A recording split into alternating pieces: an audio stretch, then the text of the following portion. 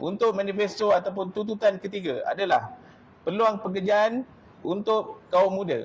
Masalah pokok untuk isu ini adalah pengangguran di kalangan remaja dan juga kaum muda adalah kerana ekonomi negara gagal menjana kerja teknikal yang cukup untuk graduan yang masuk pasaran kerja saban tahun. Graduan baru berjumlah 200,000 atau lebih, manakala 50,000 sahaja jawatan ditawarkan. Jadi perkara itu menyebabkan berlakunya tidak setara di dalam pekerjaan dan juga penawaran pendidikan dan tenaga kerja.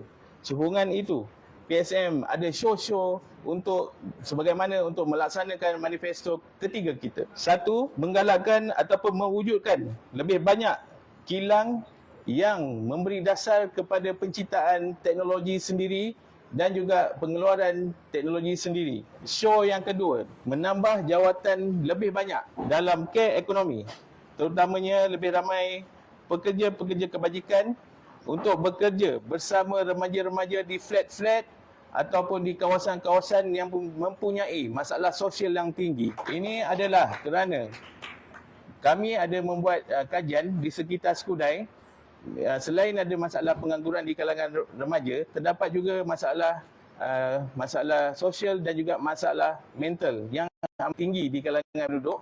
Sehubungan itu, sekiranya kita mewujudkan pekerjaan-pekerjaan berdasarkan sosial ataupun care ekonomi ini, kita mungkin boleh menyelesaikan, sekurang-kurangnya mengawal daripada perkara-perkara ini menjadi lebih teruk, di mana care ataupun pekerja-pekerja sosial ini akan berinteraksi ataupun bersama-sama dengan penduduk untuk mengetahui apa masalah sebenar yang mereka perlukan. Di samping itu, aktiviti-aktiviti yang positif seperti sukan ataupun aktiviti penduduk dapat dijalankan supaya aktiviti-aktiviti yang tidak elok ataupun masalah sosial ini dapat dikurangkan.